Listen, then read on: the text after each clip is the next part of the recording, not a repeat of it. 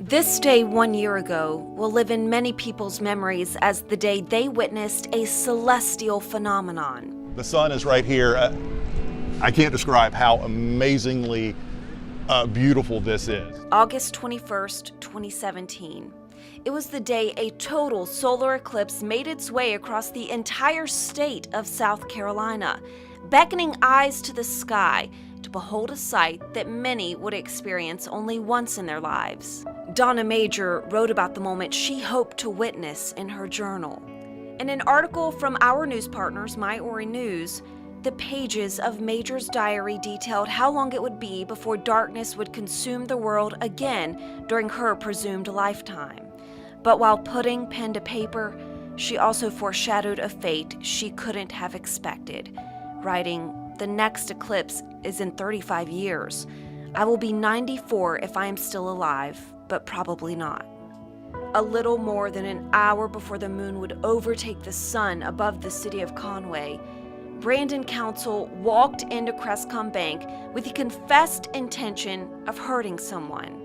Council would become the darkness that would consume the families of Donna Major and Katie Skeen when he pulled out a gun and shot the two bank employees at their place of work.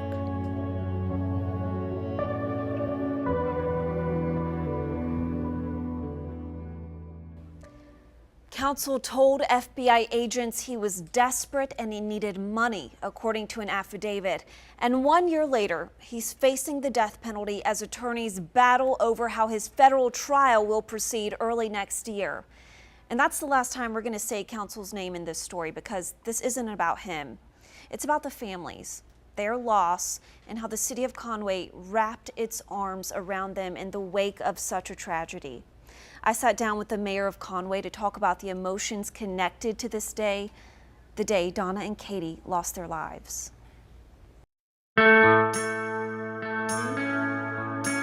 Conway is a big, little city. It's one of those places small enough that people tend to know each other, I haven't seen you in a while. but big enough that tourists and outsiders are coming in and out all the time. They say hello when they meet at the bank, and they really care about each other. Barbara Blaine Bellamy wasn't born in Conway, but she calls it her home. And she says she never could have expected what her first term as mayor would bring. We've been blessed with less crime generally, and certainly less violent crime than a lot of municipalities our size. So it had to be hard to imagine that not just a bank robbery, but a deadly bank robbery would happen here in Conway. It was unbelievable. It was the kind of news that just took a matter of minutes for it to even begin to sink in. We'd never had anything like that ever happen before, and I think it really touched the core of our existence.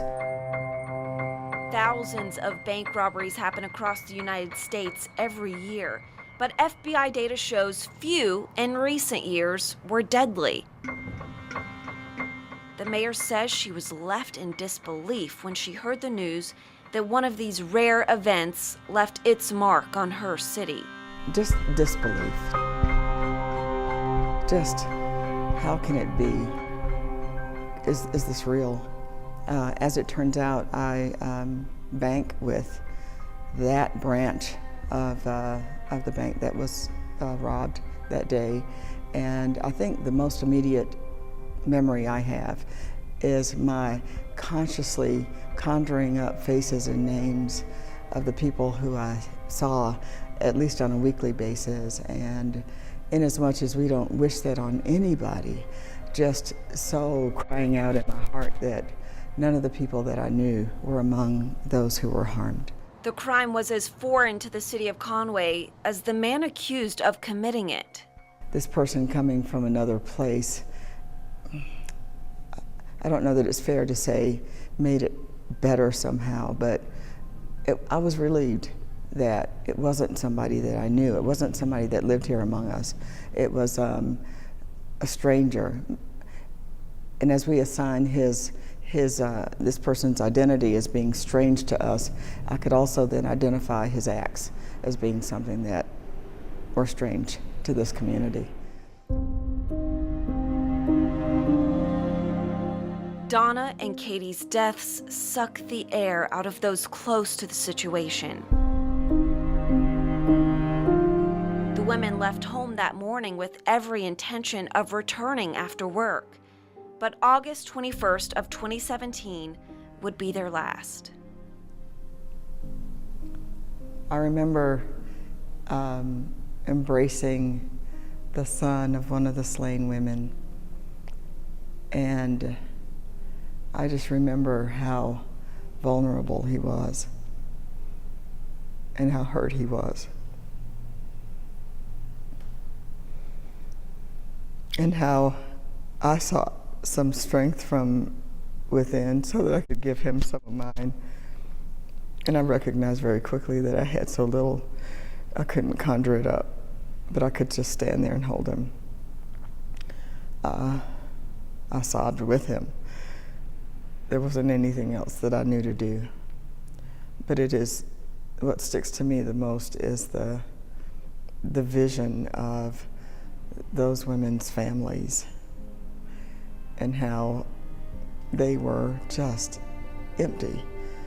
They were shells that day. They were what is left after everything is gone. The City of Conway rallied around Donna and Katie's families.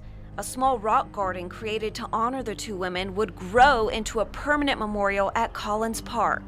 It was a simple gesture to show the families their community was hurting with them, but also that there was still good in this world. I think the outpouring of love for the families involved is something that Conway does. It's who we are. It's the way we deal with tragedies in our lives and losses in our lives. But this was so tremendous that I think, oddly or not, that sometimes the very worst set of circumstances actually bring out the very best in people.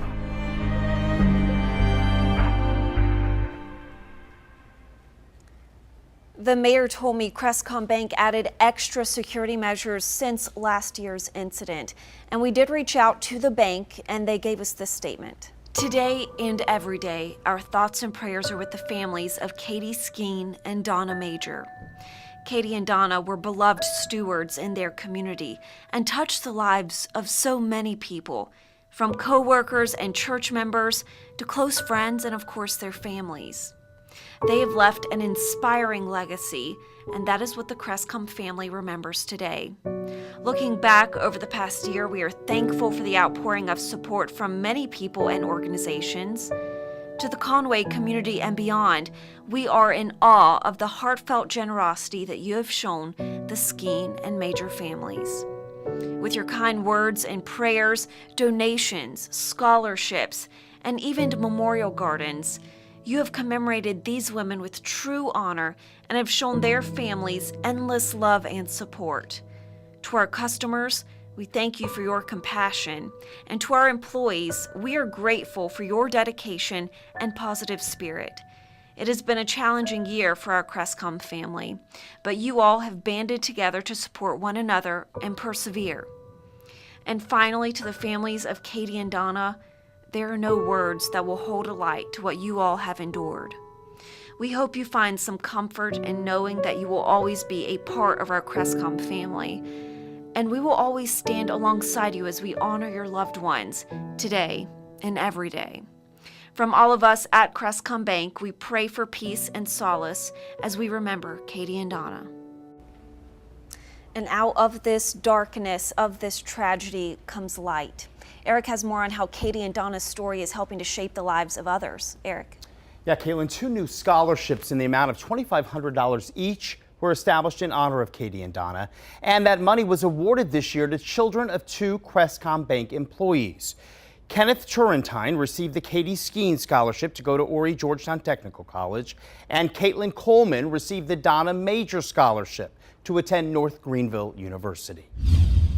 And happening tonight, family, friends, loved ones, and the Conway community will gather to honor Major and Skeen. Patrick Lloyd joins us live now from the Conway Riverwalk, where a memorial is scheduled to begin in less than 30 minutes from now. Patrick?